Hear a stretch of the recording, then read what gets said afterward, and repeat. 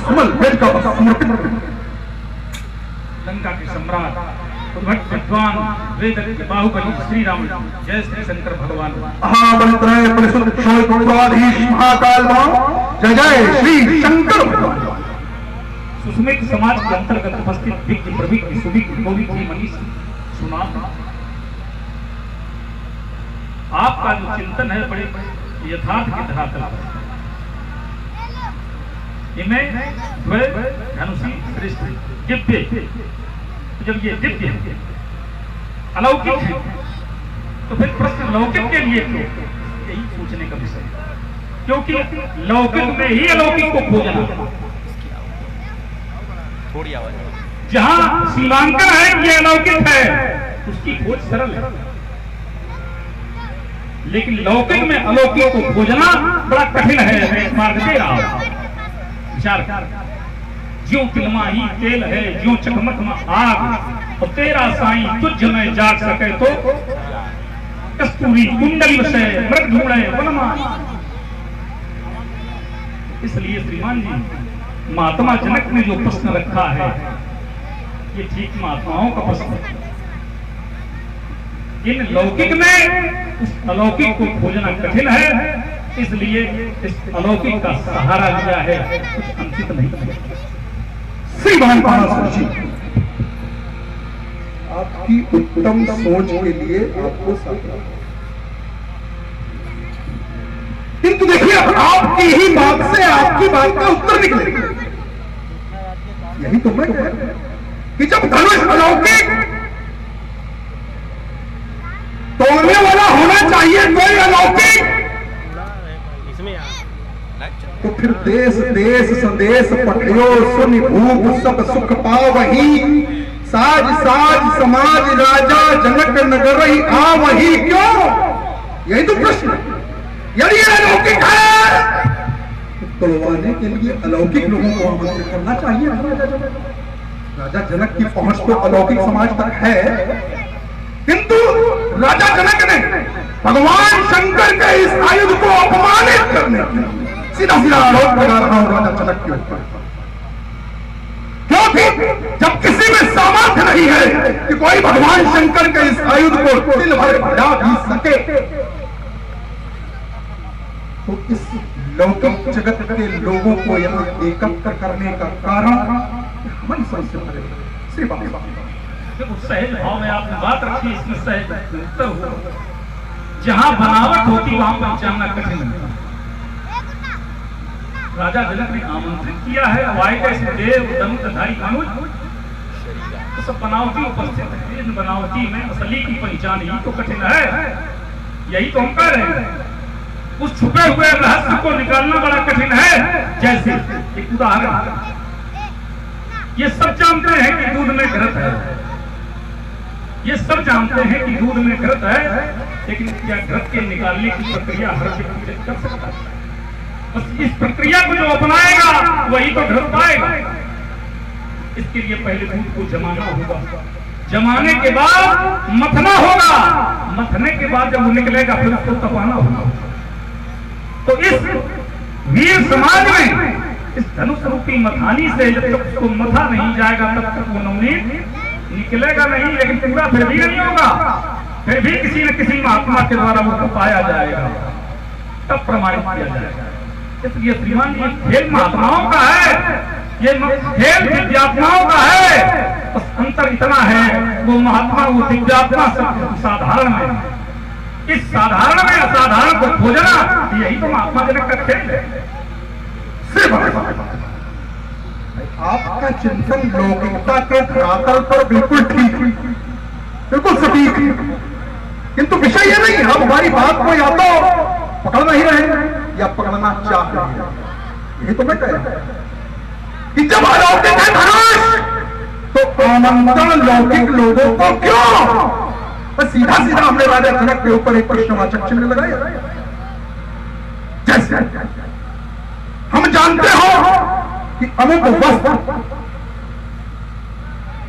का संधान या उपयोग या निर्माण किसी अमुक व्यक्ति के द्वारा हो सकता है, क्योंकि आपने काल्पनिक बातें कुछ की, इसलिए मैं काल्पनिकता से ही आपको उत्तर दे रहा हूं। हालांकि मैं यथार्थ उत्तर करता हूं, काल्पनिकता में मैं विश्वास नहीं करता।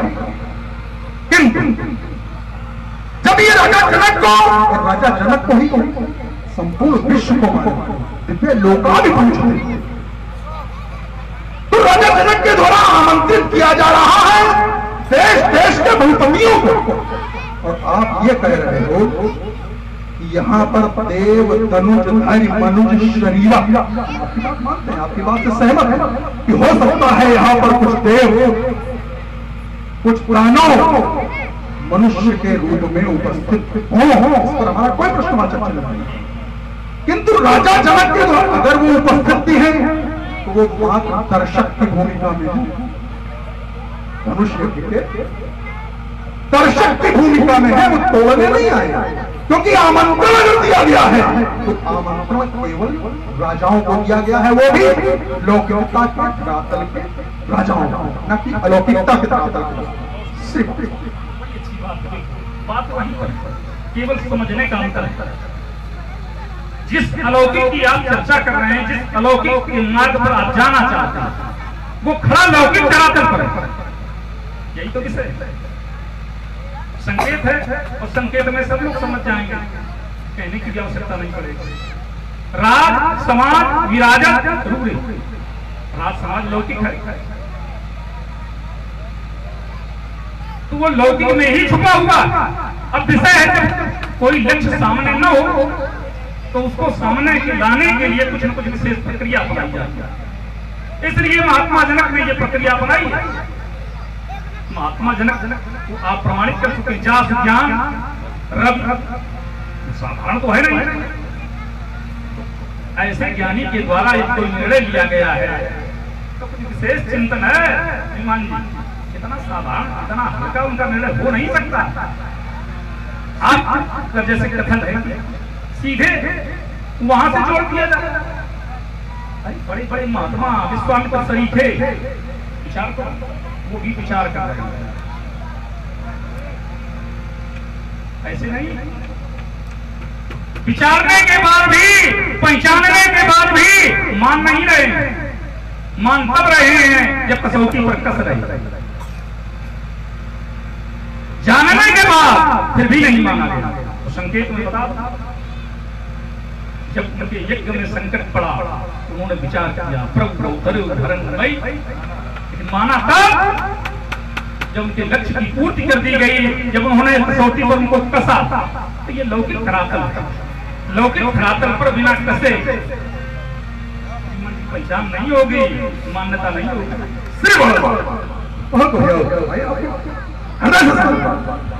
कहाँ का विषय आपने कहाँ पढ़ा, कोटि कोटि साधुवाद देते हैं। अब देखिए यही एक प्रश्न फिर कहा नहीं होगा तो नहीं, यही एक प्रश्न कहा, और बहुत जटिल प्रश्न है जिसके विषय में आप वार्ता कर रहे हैं कि विश्वामित्र भी सोच रहे हैं, विश्वामित्र भी विचार कर रहे हैं।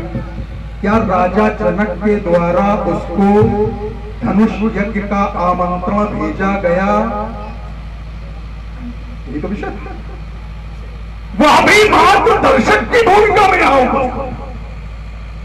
वह भी मात्र दर्शक की भूमिका में यहां पर उपस्थित। चलिए छोड़ते।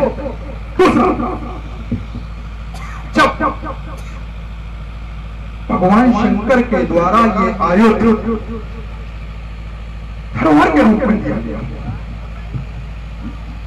देवराज इति ख्यातो निमिर्ज्येष्ठो मही न्यासोयम तस्य भगवान हस्ते दत्तो मना, सीधे सीधे अर्थात न्यास रूपी धरोहर क्या है, ये समाज को जानना अत्यंत आवश्यक है। धरोहर देखिए 5 प्रकार की: निक्षेप, याचित, अनुवाहित, न्यास और धरोहर। न्यास रूपी धरोहर जिस व्यक्ति के द्वारा किसी को रखने के लिए दी जाती है, कुछ कालखंड हो सकता है, उसके बदले में कुछ आदान प्रदान हो सकता है। क्या विषय है ये? शंकर जी और राजा जनक के, ये उनका विषय। किंतु वह धरोहर मूल स्वामी को वापस मांगने पर जिसके पास रखी है उसे देनी होगी। और राजा जनक ने तो प्रण ले लिया कि हम इसको तोड़वा देंगे तो हमारी पुत्री का विवाह होगा। ताकि मुझे पूर्ण विश्वास है कि राजा जनक ने जिनको जिनको आमंत्रण भेजा उनमें से कोई भी नृपाल तो तोड़ना तो दूर है, सारे लोग मिलकर लग जाएंगे तो भी इसको हिला नहीं।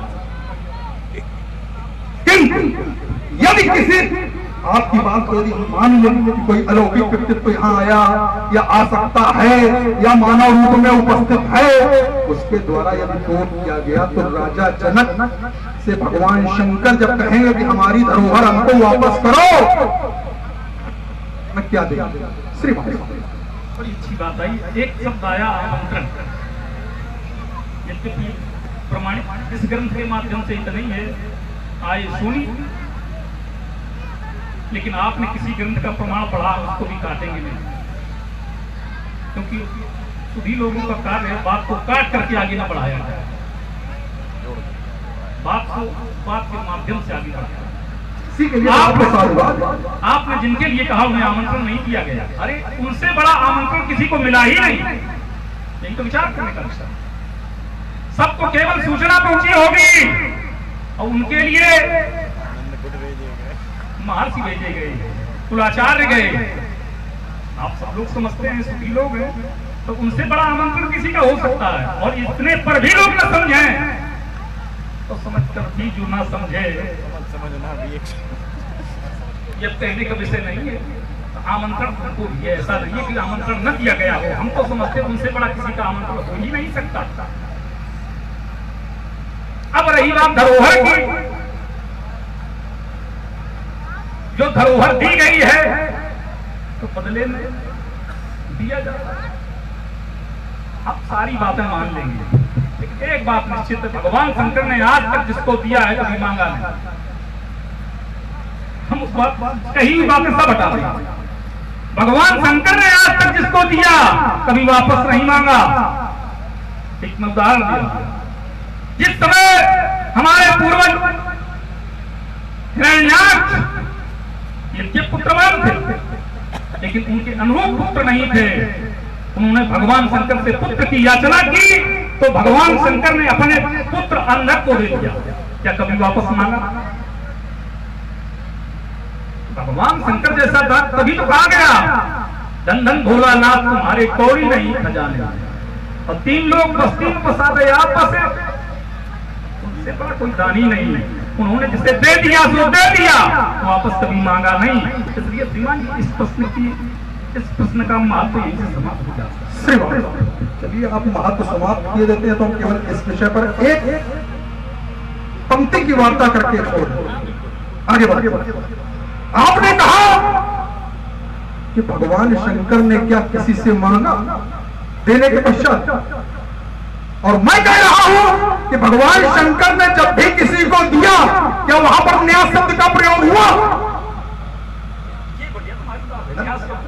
देखो इसका नहीं, एक हमारी बात का पूरी होने दो। तुमने 2 अंधक भी लाए हो ना, अंधक को भी बताना पड़ेगा अंधक क्या बवाल है।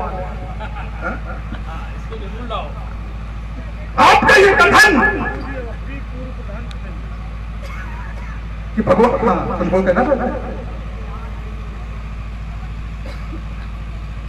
और ये आगे भाई आनंद भाई हमारे श्री राम बाबू जी अवस्थी पूर्व ग्राम प्रधान खटई, आपके द्वारा श्री रावण जी श्री बाणासुर के पुत्र ये ज्ञान से संवाद सुने हैं, प्रभावित हुए हैं।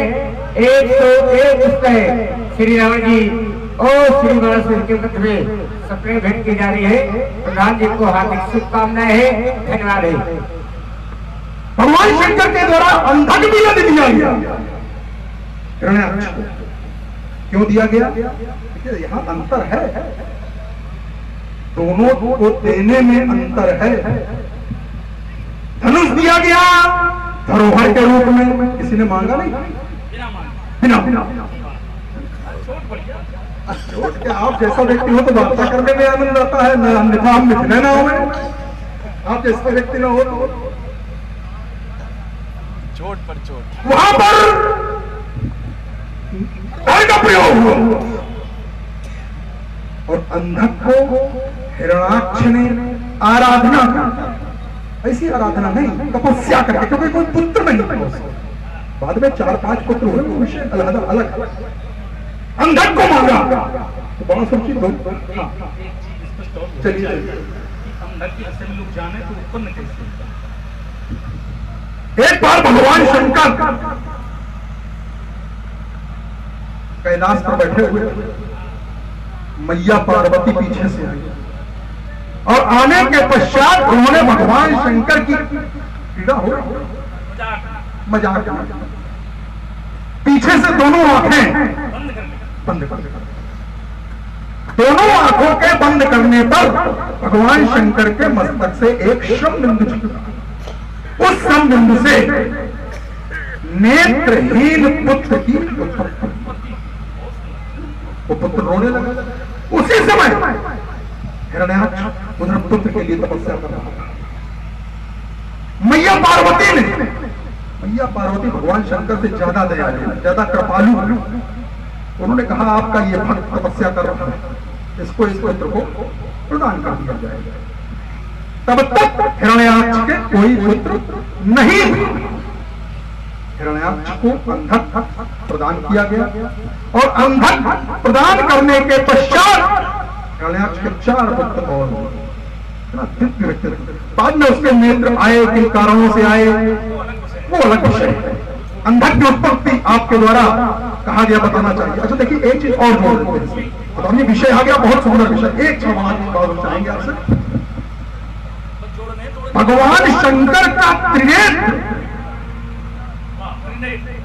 जो तीसरा नेत्र, वह भी वही उत्पन्न जिस समय मैया ने भगवान शंकर के दोनों नेत्र बंद कर लिए। संपूर्ण सृष्टि में अंधकार छा गया। जब संपूर्ण सृष्टि में अंधकार छा गया, चारों ओर प्रभात जितने देव थे सब भगवा गए। सूर्य अस्ताचल को चले गए, कहीं प्रकाश की लेश मात्र किरण नहीं थी। भगवान शंकर के मस्तक से तत्काल तीसरा नेत्र उत्पन्न हुआ और उस तीसरे नेत्र के उत्पन्न होते ही उससे केशव ज्वाला निकली, जिसने सामने स्थित हिमालय पर्वत को तप्त कर दिया। मैया पार्वती भगवान, उन्होंने कहा प्रभु ये क्या? तो उन्होंने उस समय उत्तर दिया है कि मैं और विश्व कूटस्थ है। कूटस्थ आप बेहतर समझते हैं। कूटस्थ है। अगर विष्णु जो करते हैं वही कार्य मेरे द्वारा होता है। तुमने हमारे नेत्रों को, नेत्र अर्थात सूर्य और चंद्र, उनको छिपाया और छिपाया है तो सृष्टि के लिए, सृष्टि के कल्याण के लिए प्रकाश उत्पन्न करना मेरा दायित्व है। इसलिए मैंने इस नेत्र के द्वारा संसार को आलोकित किया। श्री अब देखो यही समझोगे, अच्छी बात को काटना नहीं है। तो वो कितने अच्छे ढंग से पढ़ो। आपने तीसरा नेत्र उत्पन्न किया, हम नया मार्ग उत्पन्न कर देंगे। केवल इतना तुम्हारे चलो कोई उपाधि केवल इतना कहूंगा, जब ईश्वर के नेत्र बंद करने का प्रयास किया, जब किया जाएगा तब तक अंधेरा जन्म लेगा। इसीलिए अब रही बात, जब तीसरा नेत्र उत्पन्न हुआ, इसी तीसरे नेत्र से मार्ग अवरुद्ध करने वाला एक और उत्पन्न हुआ। भगवान शंकर ने इस ज्वाला को जब सिंधु में फेंका तो जलंधर उत्पन्न हुए। इन 2 नेत्रों से वो अंधेरे के रूप में अंधक जन्मा, तो तीसरे नेत्र से जलंधर जन्मा। उसने भी सृष्टि में बाधा डाली। तो श्रीमान जी, ये ऊपर वाले लोग हैं, जो करें सो अच्छा। ऊपर वाले हैं, नीचे वालों, वही तो हम कहते हैं, चर्चा नीचे वालों पर थी, लेकिन पर्चा ऊपर वालों पर भर दिया गया। भाई प्रभावित हुए माँ कनासी देवी रामला, माँ कनासी देवी नवयोग रामला समेत प्रभई के भी पदाधिकारी उपस्थित है। तो भाई कनासी देवी रामला प्रभई के द्वारा भी 101 पुस्तक श्री राम जी और श्री बाल के मध्य में सफेद भेंट दी जा रही है। साथ ही हमारे बीच में उपस्थित है आदरणीय भाई राजेश जी मिश्रा, रावण जी के बड़े ही कुशल अभिनेता नवयुग रामविलास समेत कवि आपके द्वारा भी 51 पुष्प है श्री रावण जी और श्री बाला के मत में सप्रेम भेंट की जा रही है। हार्दिक धन्यवाद है।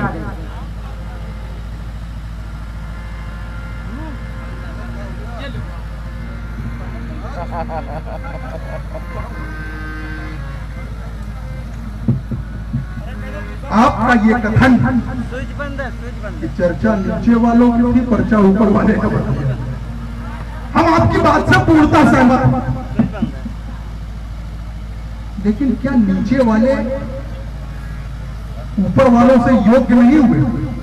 हम आपके परिवार की ओर आपको ले चले, संभवतः भूल गए, कई बार ऐसा हो जाता है, इतना दिव्यात्मा पुत्र पैदा हो जाता है कि पिता के कर्तव्य को ही भूल जाता है। आपके पिताजी के द्वारा किए गए पुण्य कार्य और उस पुण्य कार्यों के द्वारा उनको मिला इंद्रासन। तो बड़ा सुन, अगर ऊपर वाले श्रेष्ठ है तो नीचे वाले भी श्रेष्ठ, नीचे वाले कहीं कमजोर नहीं। और एक अभी पवई से कुछ एक पवई से भी कुछ चर्चा यहाँ आई थी। पवई में अभी हम लोग 2 दिन पूर्व गए थे, 2 या 3 दिन 29 तारीख को। बहुत सुंदर कमेटी, बहुत सुंदर, और इतनी दिव्य लीला का आयोजन इन लोगों के द्वारा किया गया। वहां के नौजवान, मैं तो उनके भाव को देखकर मुझे लग रहा था काश ये लोग हमको मिल जाते तो हम इससे जाने कहां पहुंचा। तो एक बार मैं सबसे निवेदन करूंगा कि पवई कमेटी के लिए जोरदार तालियां यहाँ उपस्थित है। दूसरा, श्री बाला, मैं चिंतन इस विषय पर कर रहा हूँ, अचानक हमारा मस्तिष्क पहुंचता है। नीचे वालों को बोलना चाहते हैं। आपने बड़ा एक मार्मिक प्रश्न रखा, ऊपर वाले महत्वपूर्ण है तो क्या ये नीचे वाले? ये बहुत सही चिंतन है। क्यों? एक बार ये प्रश्न आया, लोगों ने प्रश्न खड़ा किया, अग्नि कभी आदित्य नहीं है, झरना कभी न सागर है, भक्त सदा ही खच्चर है, भगवान सदा ही। तो दूसरा वही खड़ा था, बोले ऐसा नहीं है, अग्नि से आदित्य बना है, झरने से सागर बनता है, और भक्त बने भगवान तो भगवान से बढ़कर बनता है।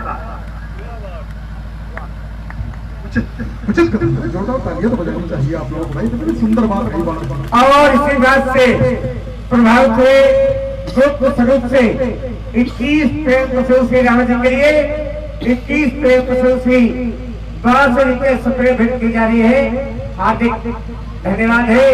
और इसी क्रम में वरुणदेव रामविलास समेत करोड़ के भाई संयोजक आदरणीय भाई हमारे राजेंद्र तिवारी, आपके द्वारा भी ये 101 पुष्प है, दोनों हाथ लोगों के चरणों में सादर है। हार्दिक धन्यवाद है। भाई मैं सही हूं भाई, ये गड़बड़ कर रहा मैं। आपको जरूर बुलाते रहो और भैया आपको जरूर बुलाते रहो बीच हो जा। श्री हमारा चिंतन पहुंचा कि आप दोनों लोग क्या कारण है कि आप भगवान शंकर के इस पुनीत आयुध को तोड़ा लेना चाहते हैं, या अगले वर्ष का भगवान शंकर के आयुध के टूट जाने के समर्थन में विचार नहीं कर पा रहा? क्यों? आपका अधिकार आपके पिता के पिता के पिता हिरण्याक्ष से पूर्व में अगर चले जाए, अधिकार स्वर्ग पर था, देवताओं का नहीं था। क्यों? दैत्य देवताओं से बड़े बड़े, दैत्यों का अधिकार स्वर्ग पर था, किंतु देवताओं ने छल के द्वारा दैत्यों को पराजित करके स्वर्ग से निष्कासित कर दिया। श्री बाला जी कहीं ऐसा तो नहीं कि इसीलिए मौका है निपटा दो, ऐसा कुछ विचार तो आपके नहीं है? इस पर चिंता ये विचार हमारा है तो नहीं, यद्यपि कालखंड से जोड़ा जाए तो तुमने हमने कोई अंतर नहीं, लेकिन वर्तमान की चर्चा अधिकार ये पराक्रम का विषय है। युद्ध में जीतना और अधिकार करना यह वीर का धर्म है। अनैतिक बुद्धि का प्रयोग करके जो अधिकार जमाया जाएगा कभी सफल नहीं होगा। इसलिए हम इस तरह से अधिकार नहीं पाना चाहते। हमारा मूल विषय केवल इतना है कि इससे लोक हित हो रहा है। लोक हित में सृजन या विध्वंस जिसका मर्म, लोक हित में सृजन, अगर लोक हित में निर्माण अच्छा है तो निर्माण किया जाए, और यदि विध्वंस अच्छा है तो विध्वंस किया जाए। लोक हित में सृजन या विध्वंस जिसका मर्म जगत रक्षित हो उसे कहते सनातन धर्म। तो लोक हित के लिए चाहे निर्माण हो चाहे विनाश हो, दोनों मंगलकारी हैं। तो ये लोक हित में टूट रहे हैं, इसलिए हम इसके पक्ष हो। श्री बालासुर जी, ये आपका अपना व्यक्तिगत चिंतन है। विषय भी यहां ये खड़ा हो जाएगा कि तुम सनातन धर्म के प्रवर्तक कब से हो। एक दैत्य सनातन धर्म का प्रवर्तक कब से हो गया? दूसरा प्रवर्तक इसलिए नहीं कहेंगे, समर्थक कह सकते हैं। प्रवर्तक क्यों नहीं? प्रवर्तक तो वेद, हम प्रवर्तक नहीं है। प्रवर्तक को यहाँ पर आपकी जो भूमिका है वो प्रवर्तक की है, समर्थक की नहीं है। यहाँ पर आप जो भूमिका निर्वहन कर रहे हो वो प्रवर्तक की भूमिका, प्रवक्ता के रूप में खड़े हो। राजा जनक के पक्ष से कह रहे हो प्रवर्तक नहीं है, ये तुम्हारी हम स्वीकार कम से कम नहीं। जो करते होंगे वो करेंगे, हमारे द्वारा ये स्वीकार नहीं। आपका ये कथन कह रहे हो हम और तुम एक ही हैं, एक कैसे मान लेंगे?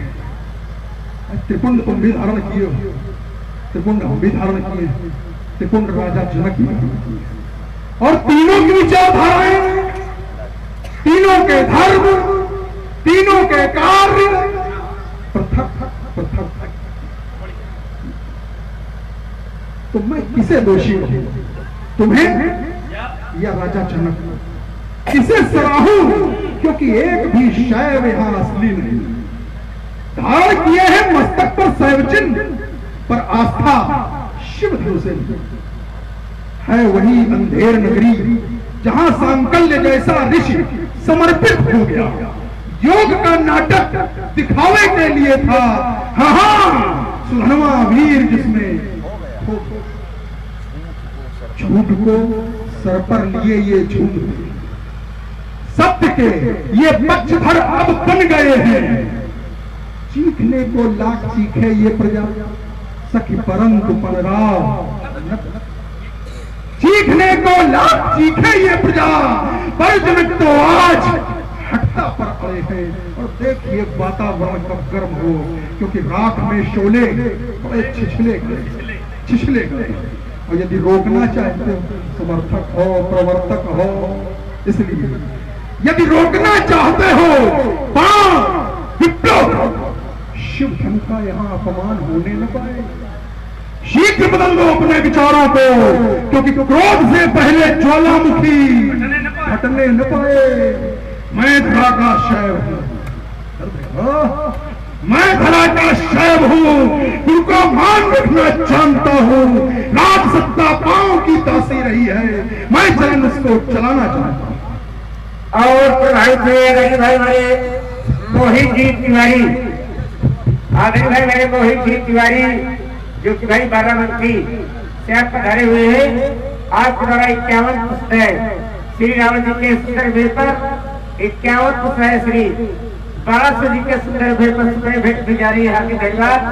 और एक विशेष सूचना है, श्री वनदेव वाला रामविलास समेत करवन के तत्वाधान में दिनांक 21 नवंबर दिन शनिवार को नवा विशाल धनुष्य के महोत्सव होने जा रहा है, जिसमें कि उत्तर भारत के विख्यात कलाकार पधार रहे हैं। सभी भक्तों से ये निवेदन किया जा रहा है 20 नवंबर 2020 21 नवंबर 2020 दिन शनिवार को आदेश से तारीख निश्चित हो गई है। नवा विशाल धनुष्य के महोत्सव संपन्न होगा। सभी भक्तों से निवेदन है आदेश के अधिक संख्या में पधारे और कार्यक्रम को सफल बनावे। संयोजक भाई राजन जी तिवारी। ये बड़ी विचित्र है, अब देखिए हमारा कितनी परिचय दूरदृष्टि, 1 वर्ष बाद की तैयारी हो गई। ये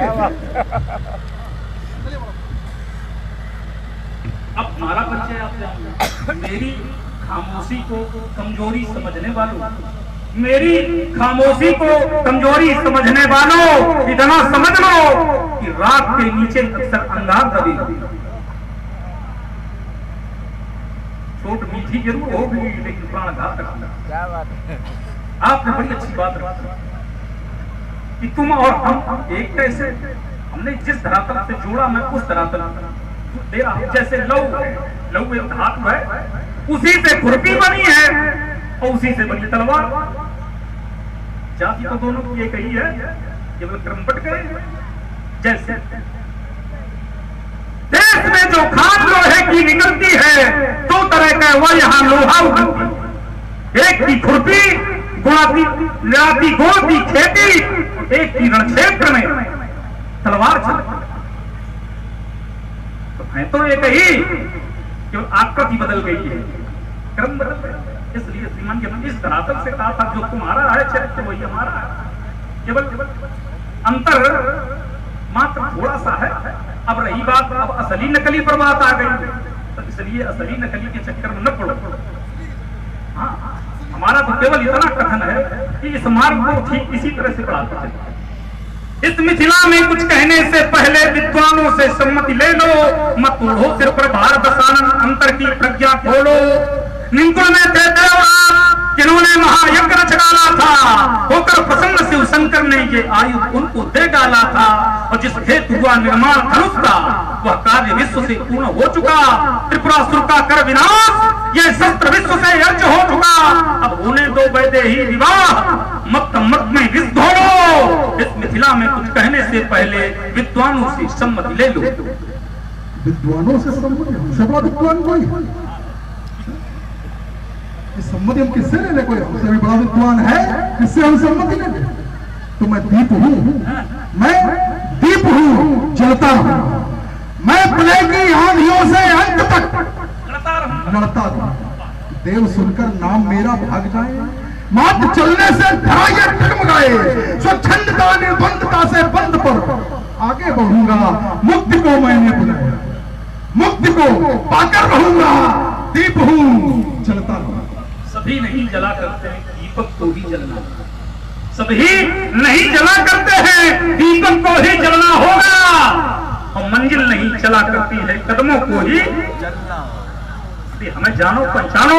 मैं मधुसे आज तक जीवन भर विद्वान किया है, सूल भरे कंटक पथ पर जीवन भर अभियान किया है। धूलू धड़क धड़क कर पृथ्वी ये दुग्ध चिताएं बल खाती थी, और धड़क रहा मेरा यौवन था, धड़क रही मेरी छाती थी।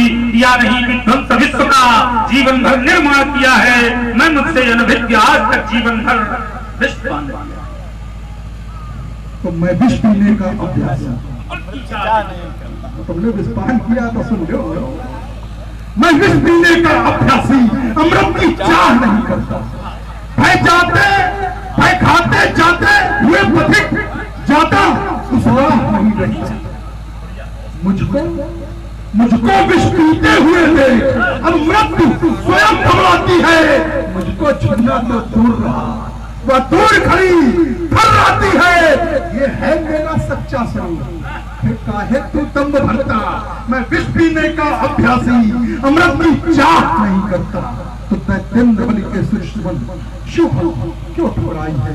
श्री शंभु के अपमान की यह नीति क्यों अपनाई है?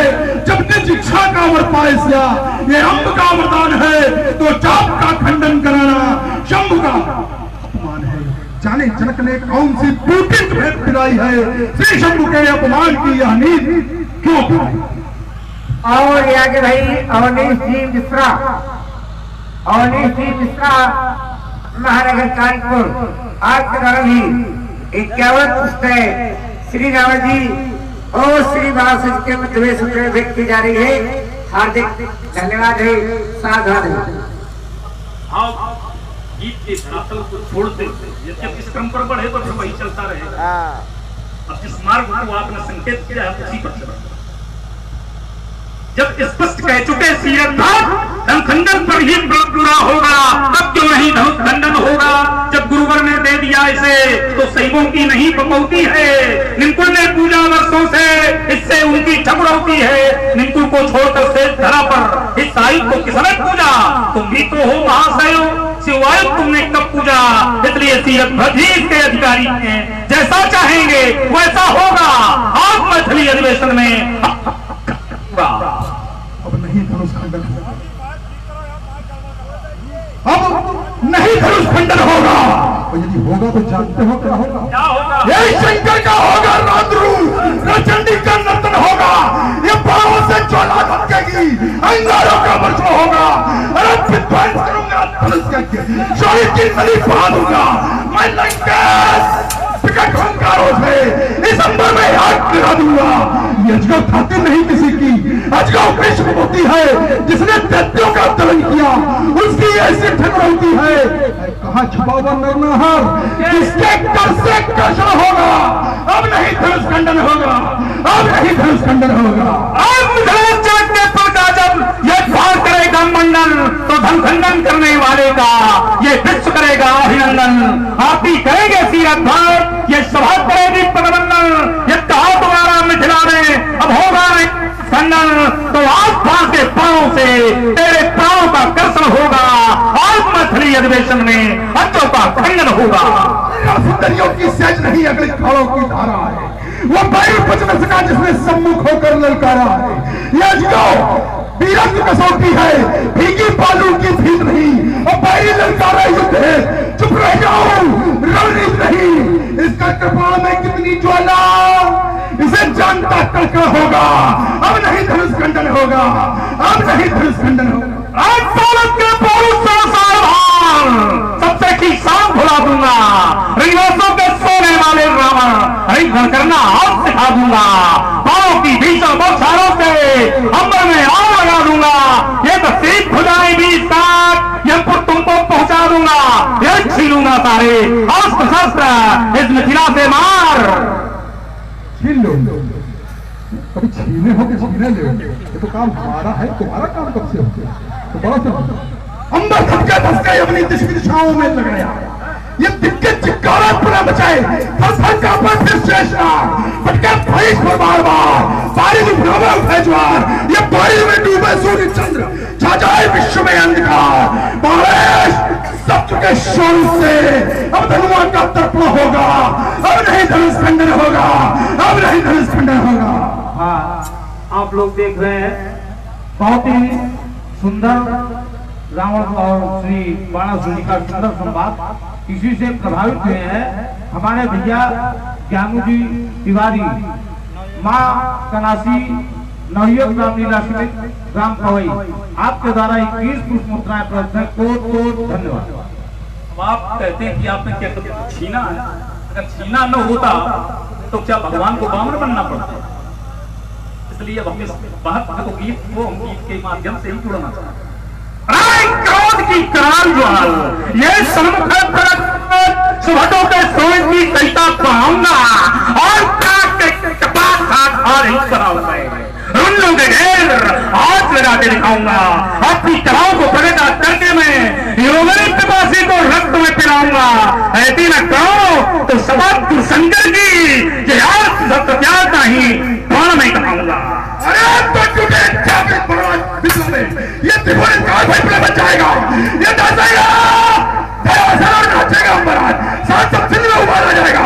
ये चंडी ने कपड़े पिछाचनी आ जाए सुबह तो बहुत का भाग्य फूट जाएगा। खड़गे की चंद्रहास में तो शाही शोषण का दिवाला फूट जाएगा। आज जवाही रहे आगे को बढ़ाऊंगा। दो सुबह कठीले नमनों की और माला बनाकर आपको पहनाऊंगा। पोपे की चंडी पीकर उधरनाथ सोते स्मशान के वो प्रेच्छा चाहेंगे। तुम ही हो जाओगे गांव से मिथिला से भागने। तो चलो लखाओ अब ही कान बड़ी परिबंध जो ढाए चढ़ाए के ये तोड़े धनुष जो करे खंड। न खंडा मैं करना न तुम। इसलिए जिनके कछ विचार मन माही तो चाक समीप मही न जाही। एक बार शिव प्रेमियों प्रेम से उद्घोष करो सबल शंकर भगवान की।